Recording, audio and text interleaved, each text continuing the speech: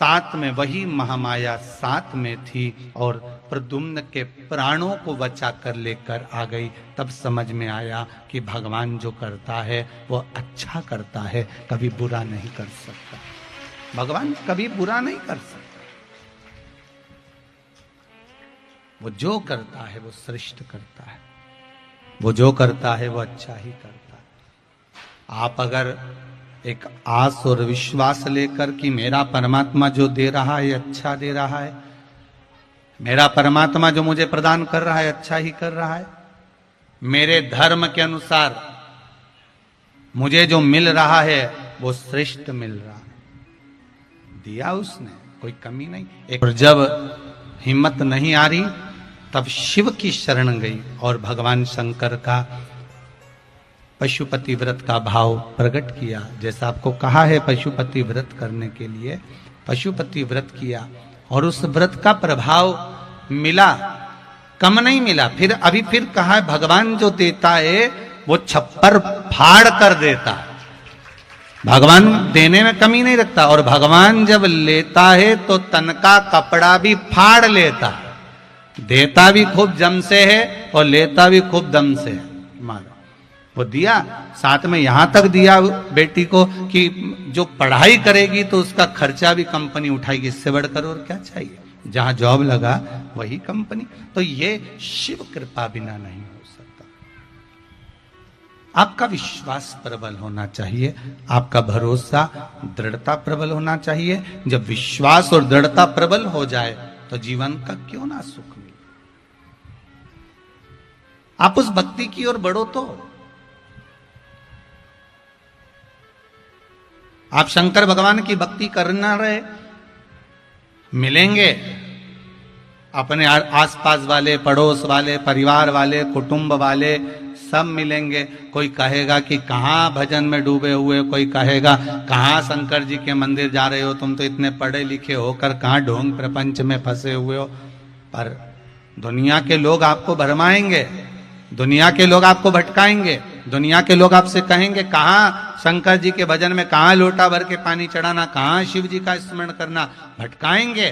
पर यदि दृढ़ भक्ति है, विश्वास अगर प्रबल है, भक्ति अगर प्रबल है, तो आपको दृढ़ी बनकर शंकर को पकड़ कर रखना है तो शंकर भी आपको छोड़ेगा नहीं। फिर शिव नहीं छोड़ेगा।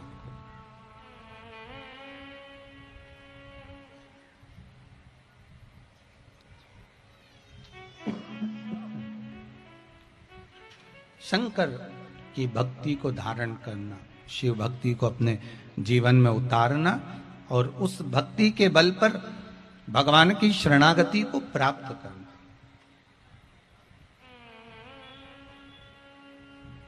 खूब समझाया रुक्मणी जी को। रुक्मणी जी फिर भी 8 वर्ष के बाद माता रुक्मणी को समझ में आया कि भगवान जो करता है सब अच्छा करता है।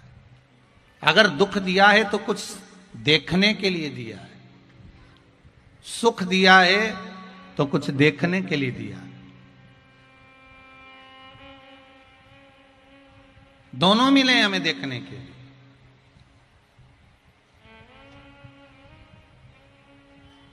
बस उसको प्राप्त करने का तरीका हमको आना चाहिए। हम अच्छा देखें ना,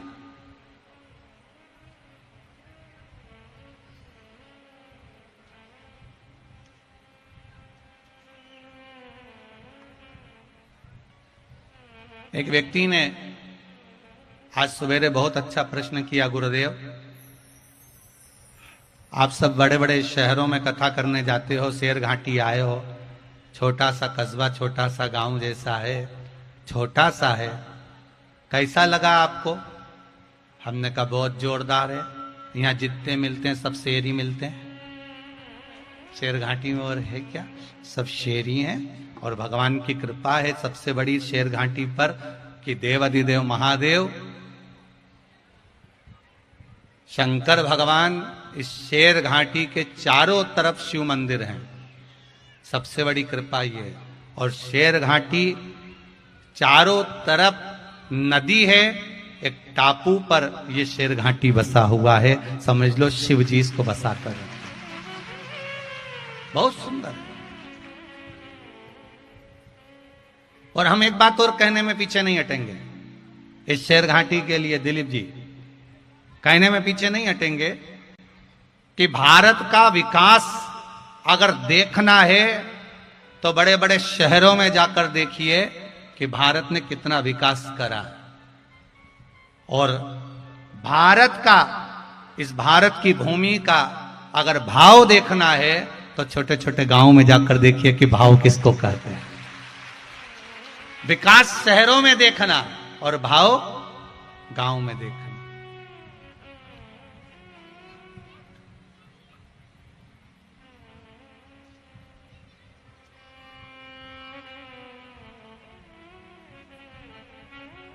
फिर उसने पूछा गुरुदेव शहर में और गांव में क्या अंतर है? हमने कहा एक ही अंतर नजर आया, शहर और गांव में केवल एक अंतर नजर आता है। शहर में कोई संत भी आ जाता है तो उसको भिखारी समझा जाता है। कहां पर? जम के बोलिए जरा। शहर में अगर कोई संत भी आ जाता है तो उसको भिखारी समझा जाता है, और गांव में अगर कोई भिखारी भी आ जाता है तो उसको भी संत समझा जाता है। यह शहर और गांव का एक अंतर है कि अगर साधारण से साधारण एक मानव भी, एक सहजता, साधारण सा एक भिक्षुक भी छोटे से गांव में आ जाए तो कहेंगे बाबा आए हैं साहब, बाबा आए हैं साहब, बाबा आए हैं, संत आए, गुरुजन आए, साधुजन आए, ब्राह्मण जन आए हैं, सात्विक संत आए हैं। हमारे भीतर एक भाव उमड़ जाता है, हमारे भीतर एक भाव प्रकट हो जाता है।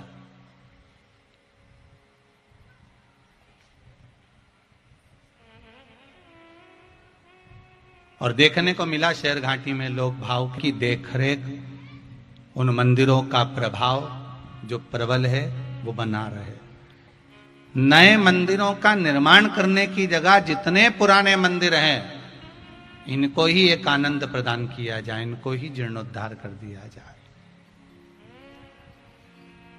नए मंदिर बनाने की अपेक्षा हम हमारे बच्चों को, हम हमारे बेटे और बेटियों को इतना संस्कार दें, इतना संस्कार दें कि मंदिर में हमारे बेटे बेटियां भी जाना प्रारंभ कर दें। मंदिर ज्यादा हो जाएंगे, भगत नहीं जाएंगे तो मंदिर का करोगे क्या? अगर वही मंदिरों में भक्त बढ़ जाएंगे तो मंदिर का तो आनंद वैसे ही बढ़ जाएगा। जो ब्राह्मण देवता वहां पूजन कर रहे होंगे, जो पुजारी जी सेवा में लगे होंगे, जब उनको मंदिर में आप जाएंगे, आएंगे, पहुंचेंगे तो उनको भी अच्छा लगेगा, वो भी एक आनंद पाएंगे। तो शिव महापुराण की कथा कह रही है महाराज, भगवान कृष्ण ने रुक्मणी जी को भी खूब समझाया।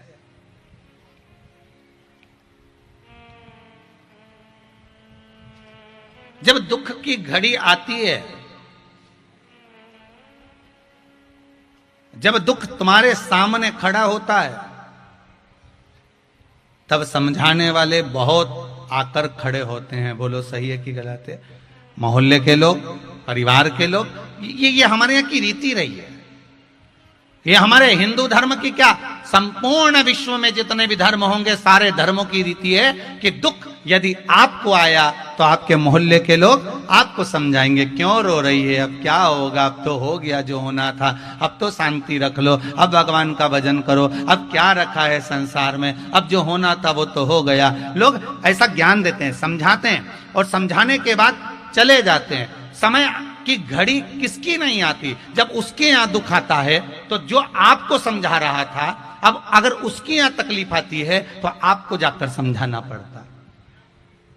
पर आपके समझाने से व्यक्ति समझ जाता है क्या? आपके समझाने से व्यक्ति समझ जाएगा क्या? दुख की घड़ी में किसी के समझाने से कोई नहीं समझता। दुख की घड़ी में केवल एक समझाने वाला होता है, वो मेरा देवाधिदेव महादेव होता है, जो सामने खड़े होकर समझा देता है। अगर वो देवाधिदेव महादेव नहीं होता, अगर मेरा शंभू, मेरा शंकर इस दुख की घड़ी में समझाने वाला नहीं होता, तो शायद दुनिया के लोग जिनको खो देते हैं उनको भूल नहीं पाते। अगर समझाने वाला शिव ना होता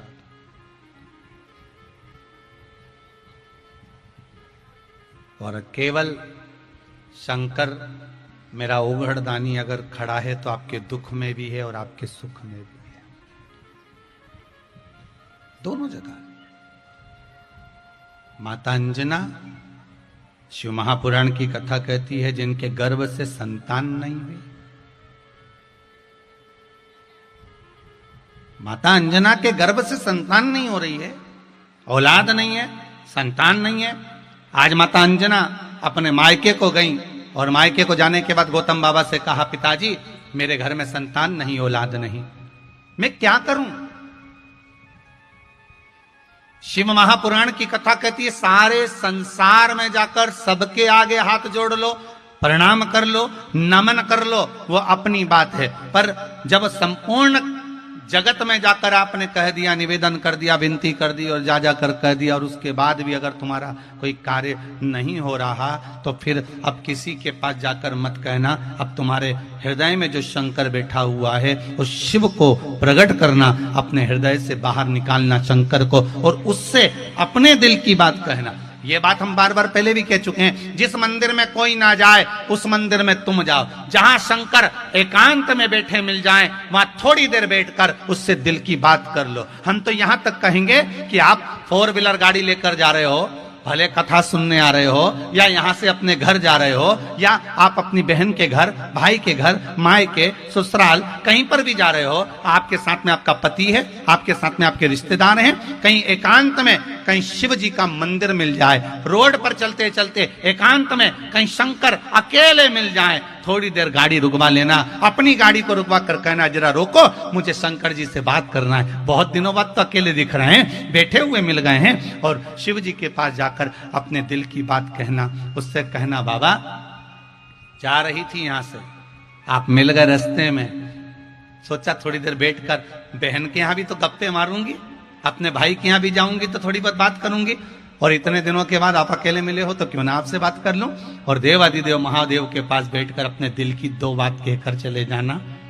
मुझे विश्वास है दूसरी बार तुम अपनी जब बहन या भाई के यहाँ जा रहे होगे तो शंकर की याद जरूर आएगी और कहोगे मैं तुम्हें कहकर गई थी और तुमने मेरा काम कर दिया। वो शंकर तुरंत कर देगा। आप अपने हृदय की बात, अपने दिल की बात, अपने चित्त की बात, अपने मन की बात शंकर से कहो तो, अपने दिल की बात, अपने हृदय की बात शिव से बोलो तो। हम सारे संसार से कह देते हैं कि यह काम वो करेगा, वो करेगा, वो करेगा, वो करेगा।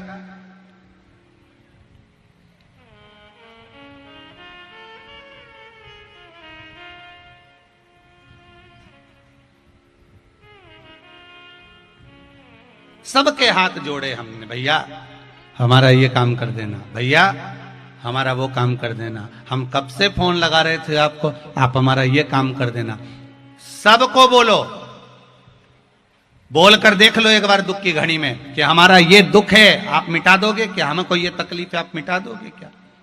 जब कोई ना मिटाए तब शिव की शरण जरूर जाए, तब वो घरदानी के पास जरूर जाए।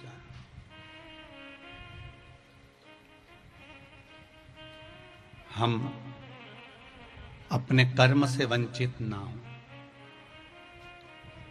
एक बेटा बेटी माँ बाप की नहीं सुनते तो माँ बाप का मन दुखता है कि नहीं दुखता?